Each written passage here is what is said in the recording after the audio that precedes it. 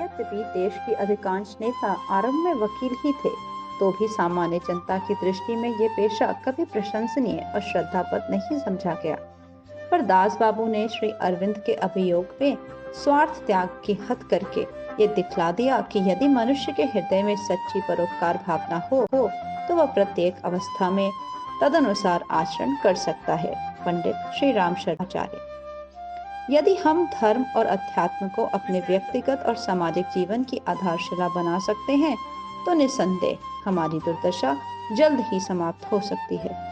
पंडित श्री राम शर्मा आचार्य। पुस्तक का नाम देशबंधु चित्तरंजन दास। भारत के स्वतंत्रता संग्राम में बहुत से क्रांतिकारियों ने अपना नाम दर्ज किया है। कुछ स्वतंत्रता सेनानियों ने संघर्ष करके और क्रांतिकारियों एवं स्वतंत्रता सेनानियों की निस्वार्थ भाव से मदद करके अपने आप को देश के सेवा में लगा लिया और अमर कर लिया। पेशे से वकील देशबंधु चित्तरंजन दास ने बिना किसी प्रलोभन के अपनी समस्त प्रतिभा एवं ज्ञान क्रांतिकारियों को अंग्रेजों के चंगुल से छुड़ाने के लिए लगा दिया और उनकी इस निस्वार्थ सेवा ने सदा के लिए उन्हें अमर कर दिया। निसंदेह उनकी इस सेवा भावना में उनके माता पिता एवं सामाजिक परिवेश का विशेष योगदान था।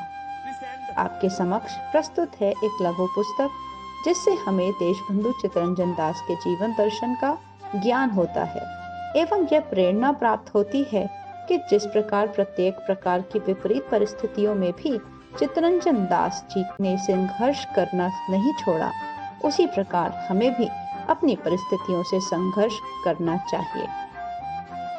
पुस्तक के कुछ अंश। श्रेष्ठ पुरुष सदैव सत्य और न्याय के अनुयायी होते हैं। अपने हानि लाभ का ख्याल न करके विरोधी के भी उचित कथन को स्वीकार कर लेते हैं और अनुचित बात चाहे किसी घनिष्ठ परिचित की भी क्यों ना हो तो भी उसे मानने को तैयार नहीं होते। समाज में उच्च स्थान और यश प्राप्त करने वाले महान पुरुषों को जिस एक और कठिनाई का सामना करना पड़ता है वह है आपस के लोगों का गुप्त और प्रकट विरोध। सार्वजनिक सेवा के क्षेत्र में हम सबको पूरी सच्चाई और निस्वार्थता से काम लेना चाहिए। जो इस मार्ग पर चलेगा वह कभी मार्गच्युत नहीं हो सकता और उसके विरुद्ध भूल से या द्वेष से यदि कोई दोषारोपण किया जाएगा तो वो अधिक देर तक टिक न सकेगा। पराधीन देश का सबसे बड़ा दुर्भाग्य ये होता है कि उसके स्वाधीनता संग्राम में मनुष्य को विदेशियों की अपेक्षा अपने देश के लोगों के साथ ही अधिक लड़ाई करनी पड़ती है। श्रेष्ठ पुरुष सदैव सत्य और न्याय के अनुयायी होते हैं।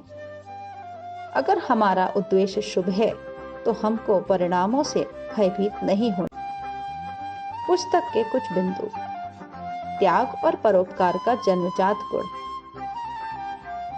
आरंभिक जीवन में देशभक्ति की भावना, परिस्थितियों के साथ संघर्ष, राजनैतिक मुकदमों में प्रभावशाली भाषण शक्ति, स्वराज आंदोलन में सहयोग, अभूतपूर्व त्याग और देश सेवक का व्रत, मातृभूमि की वेदी पर सर्वस्व, स्वराज्य पार्टी की स्थापना।